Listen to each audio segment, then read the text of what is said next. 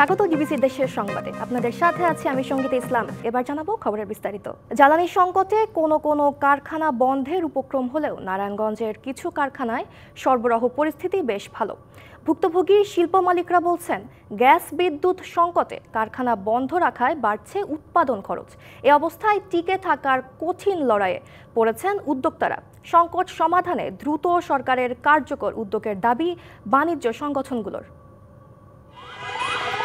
দেশের পোশাক রপ্তানির বড় একটি অংশের যোগান আসে নারায়ণগঞ্জের কারখানাগুলো থেকে। তবে বাস্তবতা হলো, মানসম্মত গ্যাস ও বিদ্যুৎ সংকটে শিল্পাঞ্চলের বহু কারখানা এখন বন্ধের উপক্রম। উদ্যোক্তাদের অভিযোগ, অন্তর্বর্তীকালীন সরকার দায়িত্ব নেওয়ার পর গ্যাস বিদ্যুৎ সরবরাহে খানিকটা পরিবর্তন এলেও সংকট পুরোপুরি কাটেনি। জেলার কোনো অঞ্চলে গ্যাস সরবরাহ ভালো থাকলেও কোথাও একেবারেই উল্টো চিত্র। গ্যাস সংকটে উৎপাদন বন্ধ আর লোডশেডিং যেন নিত্যসঙ্গী। সার্বিক পরিস্থিতি খুবই খারাপ। প্রায় 2-3 মাস যাবৎ আমরা গ্যাসের কোনো ফ্লো পাচ্ছি না, বিদ্যুৎও ঠিকমতো থাকছে না। এতে আমাদের উৎপাদন খুবই ব্যাহত হচ্ছে। আমরা ব্যাকআপ প্ল্যান নিচ্ছি সোলারে, আমরা ব্যাকআপ প্ল্যান নিচ্ছি সিএনজিতে, আমরা ব্যাকআপ প্ল্যান নিচ্ছি এলপিজিতে। তা আমি যদি সার্টেন থাকতাম যে না আমার এতটুকু গ্যাস প্রেশার থাকবেই, তাহলে কিন্তু এই ইনভেস্টটা আমার করা দরকার ছিল না। হঠাৎ করে বিদ্যুৎ চলে যাওয়া, আবার কিছুক্ষণ পর আবার জেনারেটর থেকে দেওয়া, এটার একটা সময়ও একটু নষ্ট হয়। গ্যাসের চাপ কম থাকায় এমনিতেই করা যাচ্ছে না চাহিদা মতো উৎপাদন, তার উপর বেড়েছে গ্যাসের বিল। তো লাভ তো দূরের কথা, আমরা এই কোনো রকম ফ্যাক্টরি চালানোর পরে আমরা স্যালারিটা, ঈদ বোনাসটা ঠিক মতো দিয়ে যেতে পারবো কিনা, এটা হচ্ছে আমাদের খুব একটা হ্যাজার্ড অবস্থায় থাকতে হয়। ইলেকট্রিক বিল পে করতে পারছি না, না হলে যেটা হচ্ছে গ্যাস বিল টাইমলি পে করতে পারছি না। সেম কনজামশনে তাতে 90 লাখ থেকে 95 লাখ টাকা আমরা পে করতাম বিদ্যুৎ বিল, গ্যাস বিল। এপ্রিলের এসে আমরা যেটা পেমেন্ট করছি সেটা প্রায় 3 কোটি টাকার উপরে প্রতি মাসে। তার মানে আপনি যদি হিসাব করেন যে প্রায় প্রতি মাসে আমাদের বাড়তি 2 কোটি টাকা বা 2 কোটি 20 লাখ টাকার মতো আমাদের বাড়তি পে করতে হচ্ছে। সংকট নিরসনে আমদানি করা এলএনজি সরবরাহ বাড়ানোর দাবি বাণিজ্য সংগঠনগুলোর। এলএনজি যদি সবসময় সরবরাহ করে আমাদেরকে, তাহলে হয়তোবা কিছুটা আপনি গ্যাসের যে সংকট তা থেকে হয়তোবা রক্ষা পাবেন, বা আপনার ফ্যাক্টরিটা হয়তোবা পুরোপুরি বন্ধ যাবে না। নিরবচ্ছিন্ন জ্বালানি সরবরাহ নিশ্চিত না করতে পারলে রপ্তানিমুখী অনেক কারখানা স্থায়ীভাবে বন্ধ হওয়ার শঙ্কার কথাও বলছেন ব্যবসায়ী নেতারা। DBC news desk. কোরবানির ঈদকে সামনে রেখে চুয়াডাঙ্গা ও চাঁদপুরে গরু প্রস্তুতে এখন ব্যস্ত সময় কাটছে খামারিদের। তবে কাঙ্ক্ষিত ক্রেতা না থাকায় বড় সাইজের গরু নিয়ে দুশ্চিন্তায় চুয়াডাঙ্গার খামারিরা। প্রাণী সম্পদ কর্মকর্তারাও বলছেন, বড় নয় ছোট গরুর চাহিদা এবার বেশি। এদিকে চাঁদপুরে 62,000 গবাদি পশু প্রস্তুত খামারিদের শঙ্কা, ভারতীয় গরু আসলে লোকসানে পড়বেন তারা। দেশের বাজারে যেসব বিশালদেহী গরুর দেখা মেলে তার বেশিরভাগই আসে চুয়াডাঙ্গা অঞ্চল থেকে। এজন্য জেলার প্রত্যন্ত গ্রামে গড়ে উঠেছে গো খামার। কিন্তু এবারের চিত্র অনেকটাই ভিন্ন। কোরবানির ঈদের আর মাত্র সপ্তাহে 2 সময় বাকি থাকলেও খামারগুলোতে দেখা মিলছে না ক্রেতা ব্যাপারীদের। এবার বেড়েছে গোখাদ্যের দাম ও লালন পালন খরচ। 1 মাস আগে থেকেই গরু বেচা কিনা শেষ হয়ে যেত, কিন্তু এবার তো আর সেই রকম পাইকারিরাও আসছে না, এখনো ঢাকায়ও তুলতে পারেনি। ঢাকার নেওয়ার সম্ভাবনা, তবু বিক্রি হবে কিনা তাও ঠিক নয়। এদিকে লোকসান ঠেকাতে খামারিদের নানা পরামর্শ দিচ্ছেন প্রাণী সম্পদ অধিদপ্তর। যেহেতু আমাদের ছোট গরুর চাহিদাটা বেশি, ছোট গরুর দিকে ঝুঁকতে হবে বেশি, খুব বেশি বড় গরুর দিকে ঝোঁকা যাবে না, এই পরামর্শটা আমরা খামারিদের দিচ্ছি। এদিকে ঈদুল আজহা উপলক্ষে গরু মোটাতাজাকরণে ব্যস্ত সময় পার করছেন চাঁদপুরের খামারিরা। তবে শেষ মুহূর্তে বাজারে ভারতীয় গরু আসলে ব্যাপক আর্থিক ক্ষতির শঙ্কাও রয়েছে।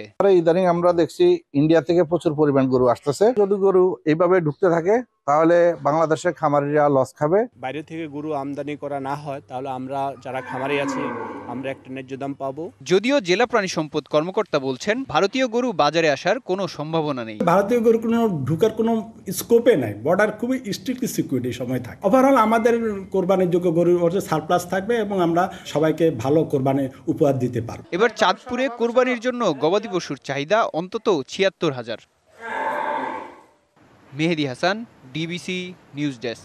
মৌলভীবাজার জেলার শ্রীমঙ্গলে অবস্থিত দেশের দ্বিতীয় চা নিলাম কেন্দ্র। দেশের সিংহভাগ চা বাগান সিলেট অঞ্চলে থাকলেও এখন অনেকটাই ঝিমিয়ে পড়েছে কেন্দ্রটি। বড় চা কোম্পানিগুলোর অংশগ্রহণ না থাকায় নিষ্প্রাণ হয়ে পড়েছে এখানকার নিলাম কার্যক্রম। দেশের ১৬৬টি চা বাগানের মধ্যে ৯২টি মৌলভীবাজার জেলায়। ২০১৮ সালে চালু হয় দেশের এই দ্বিতীয় চা নিলাম কেন্দ্র। তবে বড় বাগানগুলোর অংশগ্রহণের অভাবে কেন্দ্রটি এখন ঝিমিয়ে পড়েছে। সিলেট অঞ্চলের বেশিরভাগ চা বাগানের চা পাতা চলে যাচ্ছে চট্টগ্রাম নিলাম কেন্দ্রে। এতে হুমকির মুখে পড়েছে এই চা নিলাম কেন্দ্রটি। শ্রীমঙ্গলে চা উৎপাদন হচ্ছে, সিলেটের সর্বোচ্চ চা, কিন্তু আমরা চিটাং থেকে সব চা চিটাঙ্গে যাচ্ছে, আবার নিয়ে আসতে হইতেছে। আমাদের বায়ারদের একটু কষ্ট হয়। এই চায়ের রাজধানীতে যদি প্রতিটি বাগান থেকে 10 to 20% চা বাধ্যতামূলকভাবে অফারিং করা হয়, তাহলে বায়াররা আসবে। কারখানা থেকে চা পরিবহন ব্যবস্থায় পৌঁছানো এই অঞ্চলে অনেকটাই সহজ। তাই বাগান মালিকদের অংশগ্রহণ নিশ্চিতে কার্যকর উদ্যোগ নেয়ার আশা ব্রোকারদের। এ জেলায় মোট 92টি বাগান রয়েছে। সবকটি বাগানের এই চা আমাদের নিলামে, আমাদের ওয়্যার হাউসে ঘন্টা বা 1.5 ঘন্টার মধ্যে বাগান মালিকটা পৌঁছাতে পারে। এখানে কোনো পরিবহনের অতিরিক্ত খরচ হবে না। বাগানের গাড়িতে করেই আমাদের শেডে চা পৌঁছাতে পারে। এবার চট্টগ্রামের সাথে মিল রেখে 48টি নিলামের সময়সূচি নির্ধারণ করেছে চা বোর্ড। শ্রীমঙ্গল অকশন সেন্টার নিয়ে বাংলাদেশ চা বোর্ড কনসার্ন ইতিমধ্যে আমাদের চা বোর্ডের সম্মানিত chairman major general Sheikh Mohammad Sarwar Hossain SOP NDC PSC মহোদয় অকশন সেন্টার পরিদর্শন করেছেন। আমাদের সকলের আন্তরিক প্রচেষ্টায় আশা করছি এবছর আমাদের শ্রীমঙ্গল অকশন সেন্টার ভালো করবে। শ্রীমঙ্গলের চা নিলাম কেন্দ্রের সর্বশেষ নিলামে 1,22,137 কেজি চা তোলা হয়, যার মধ্যে 80% বিক্রি হয়েছিল। এবছর চা উৎপাদনের লক্ষ্যমাত্রা 103 million KG. DBC news desk. অপরূপ সৌন্দর্যের প্রতীক শেরপুরের গারো পাহাড়। জেলার সীমান্তবর্তী 3টি উপজেলার বিস্তীর্ণ এলাকা জুড়ে প্রায় 21,000 একর বনভূমি রয়েছে, যার প্রায় 15%ই বেদখলে। সম্প্রতি গহীন বনের ভেতর পর্যটন কেন্দ্র গড়ে তোলার উদ্যোগ নিয়েছে স্থানীয় প্রশাসন। বনাঞ্চল টিকিয়ে রাখার স্বার্থে বন বিভাগের আপত্তির মুখে বন্ধ রয়েছে নির্মাণ কাজ। এই পরিস্থিতিতে বনাঞ্চলটি পরিদর্শনে যাচ্ছেন পরিবেশ উপদেষ্টা। শেরপুরের সীমান্তবর্তী নালিতাবাড়ী উপজেলার দাউধারা কাটাবাড়ি এলাকা। এই বনের বড় অংশ বন বিভাগের অন্তর্ভুক্ত হলেও ভেতরের 223 একর ডিসিল্যান্ড বা খাস জমি। সম্প্রতি বনের ভিতরে বিস্তীর্ণ এই জায়গা জুড়ে পর্যটন কেন্দ্র স্থাপনের উদ্যোগ নেয় নালিতাবাড়ী উপজেলা প্রশাসন। নাম দেওয়া হয়েছে দাউধারা গারো পাহাড় পর্যটন কেন্দ্র। প্রাথমিক কাজের অংশ হিসেবে চলতি অর্থ বছরে 77 লাখ টাকা ব্যয়ে সড়ক নির্মাণের দায়িত্বও দেয়া হয়। তবে কাজ শুরুর পর বন্য হাতি সংরক্ষণ ও বনাঞ্চল টিকিয়ে রাখার সুপারিশে পর্যটন কেন্দ্র স্থাপনে আপত্তি জানায় স্থানীয় বন বিভাগ। এতে বন্ধ রয়েছে নির্মাণ কাজ। বন্যপ্রাণী যেটা হাতির আবাসস্থল, যদি পার্ক নির্মিত হয় হাতি চলাচলে বিঘ্ন হবে, তাদের আবাসস্থল নষ্ট হয়ে যাবে। উদ্যোগ করেছে পার্কটা করবে চেয়ারম্যানে, এর মধ্যে আপনার ফরেস্টার বাধা দিচ্ছে, পার্কে বাধা দিছে, রাস্তাঘাট আটকে রয়েছে, ইট বালু আইনার বসছে রাস্তা তো হইতেছে না। বন বিভাগের অভিযোগ, এই নির্মাণ কাজ বন্য হাতির অভয় আশ্রম এবং এলাকার জীববৈচিত্র্যের জন্য মারাত্মক হুমকি। বনের ভিতরে পার্ক করা মানে জনগণ পাবলিক বনের ভিতরে ঢুকাই দেওয়া। এখানে একটা রাস্তা থাকে, সে রাস্তাতে মানুষ চলাচল করবে, বন্যপ্রাণী চলাফেরা ক্ষতিগ্রস্ত হবে। বিশেষ করে এই জায়গাটা হইলো হাতির করিডোর। আমরা বলেছি যে প্রকৃতি ধ্বংস করে পর্যটন করা মানে ঠিক হবে না। যখন পর্যটন করবে তখন তো অনেক মানুষ যাবে, তখন মানে হাতি মানুষ দ্বন্দ্ব বেড়ে যাবে। সেই কথাটাই আমরা বলতে চেয়েছি যে প্রকৃতিকে ধ্বংস করে কোনো পর্যটন নয়। এই পরিস্থিতিতে পর্যটন কেন্দ্রটি পরিদর্শন করবেন পরিবেশ উপদেষ্টা সৈয়দা রিজওয়ানা হাসান। পরিবেশ উপদেষ্টা মহোদয় আসতেছেন, উনি নিজে পরিদর্শন করবেন। পরিদর্শন করে উনি হয়তো কোনো একটা সাজেশন দিবেন। ওনারা যাচ্ছে করে দেখবেন যে পরিবেশের ক্ষতি হবে কি হবে না, বা এটা আসলে ঠিক আছে কিনা। যেভাবে নির্দেশ দেবেন সেভাবে কাজ হবে। বিষয়টি নিয়ে কথা বলতে রাজি হননি জেলা প্রশাসক। বন বিভাগের তথ্য মতে শেরপুরের 3টি রেঞ্জের মধ্যে রাংটিয়া রেঞ্জে 8,880 একর, মধুটিলা রেঞ্জে 4,235 একর এবং বালিজুরি রেঞ্জে 7,585 একর বনভূমি রয়েছে। DBC news desk. সহকারী শিক্ষক পদকে এন্ট্রি পদ ধরে 11তম গ্রেডে বেতন নির্ধারণ সহ 3 দফা দাবি আদায়ে আজ থেকে পূর্ণ দিবস কর্মবিরতি পালনের ঘোষণা দিয়েছেন সরকারি প্রাথমিক বিদ্যালয়ের শিক্ষকরা। দাবি আদায় না হওয়া পর্যন্ত কর্মসূচি চলবে বলে জানান তারা।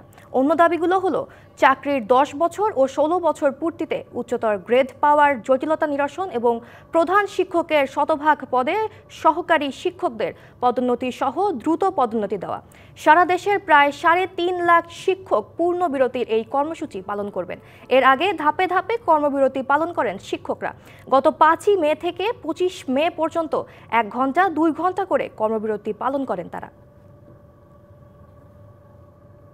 উপকূলীয় জেলা ভোলায় আবারও দেখা দিয়েছে প্রাকৃতিক দুর্যোগের আতঙ্ক। একসাথে ধেয়ে আসছে 2টি ঘূর্ণিঝড়। ইতোমধ্যেই এর প্রভাব পড়তে শুরু করেছে। ভোলার আকাশ মেঘাচ্ছন্ন থাকার পাশাপাশি বঙ্গোপসাগর উত্তাল থাকায় মেঘনা নদীতে বেড়েছে পানি। পরিস্থিতি মোকাবিলায় পূর্ব প্রস্তুতি নিতে শুরু করেছে প্রশাসন। মে যেন এক অভিশপ্ত মাস উপকূলবাসীর জন্য। গত 5 বছরে 7টি ঘূর্ণিঝড়ে 5টি হয় এ মাসে। এবারও তার ব্যতিক্রম হচ্ছে না। চলতি মাসের শেষ দিকে উপকূলে আঘাত হানার আশঙ্কা করা হচ্ছে শক্তি ও মন্থা নামের 2টি শক্তিশালী ঘূর্ণিঝড়ের। একটি আরব সাগর ও অন্যটি বঙ্গোপসাগরে সৃষ্টি হতে পারে বলছে আবহাওয়া অফিস। তবে এখনও নির্ধারণ হয়নি ঘূর্ণিঝড় দুটির গতিপথ। তবে এর প্রভাবে ভোলার আকাশে ঘুমট ভাব, বৃষ্টি হচ্ছে থেমে থেমে, সাগর উত্তাল থাকায় মেঘনায় বেড়েছে পানি। গত বছর রিমালে ক্ষতিগ্রস্তরা মাথা গোঁজার ঠাঁই তৈরি করতে না করতেই আবার ঘূর্ণিঝড়ের কথা শুনে ছড়িয়েছে আতঙ্ক। একটা জ্বর আইতে আছে, আমরা খুব আতঙ্কে আছি। আমরা কুড়ে জামাঙ্গো জায়গা নাই, জমিন নাই। যত কষ্ট যত দুঃখ করছি, করার কোনো সীমানা নেই। সাইক্লোন সেন্টারে জায়গা পাই না, কারণ ঝড়ের ভয়ে ভয়ে ভয়ে ভয়ে নদী তো যাইতে পারতেছি না। তবে পরিস্থিতি মোকাবিলায় প্রস্তুত জেলা প্রশাসন। স্থাপন করা হয়েছে 869টি আশ্রয়কেন্দ্র ও 14টি মাটির কিল্লা, 8টি কন্ট্রোল রুম, গঠন হয়েছে মেডিকেল টিম। আমাদের সকল ধরনের ছুটি যাতে দুর্যোগকালীন না নেয় কর্মকর্তা কর্মচারীরা, সেইটি আমরা আজকে নির্দেশনা দিয়েছি। তাছাড়া আমাদের সকল জনসাধারণের প্রতি যেন তারা দুর্যোগ যদি হয়েই যায় তাহলে দ্রুততম সময় তাদেরকে আশ্রয় কেন্দ্রে নেওয়ার জন্য সকল প্রস্তুতি আমাদের রয়েছে। এছাড়া জেলার বিচ্ছিন্ন চরাঞ্চলের বাসিন্দাদের নিরাপদ আশ্রয়ে সরিয়ে আনারও ব্যবস্থা নিয়েছে প্রশাসন। DBC news desk. ফারাক্কার অভিশাপে পানি না পেয়ে বিপর্যয় পদ্মাপাড়ের মানুষ যখন ভারতের সমালোচনা করেন, তখন দেশের টাকায় পদ্মার শাখা বড়াল নদীর উৎসমুখ সহ প্রবাহ পথে নির্মাণ করা হয়েছে অর্ধশতাধিক স্লুইস গেট, বাঁধ ও সেতু। একসময় বন্যা থেকে বাঁচতে এসব স্লুইস গেট নির্মাণ করা হলেও প্রবাহ বাধাগ্রস্ত হয়ে এখন মরে গেছে বড়াল সহ এর শাখা নদীগুলো। রাজশাহীর চারঘাটে পদ্মা নদী থেকে উৎপত্তি বড়াল নদীর। নদীটি 220 কিলোমিটার প্রবাহিত হয়ে মিশেছে যমুনা নদীতে। 1984 সালে পানি উন্নয়ন বোর্ড বড়াল নদীর উৎসমুখে একটি এবং আটঘরিয়ায় 2টি অপরিকল্পিত স্লুইস গেট নির্মাণ করে। এতেই মরতে শুরু করে বড়াল সহ এর শাখা মুসা খান, নারদ, চিকনাই, রত্নাই, নন্দকুজা, গোমানি ও ছিনি নদী।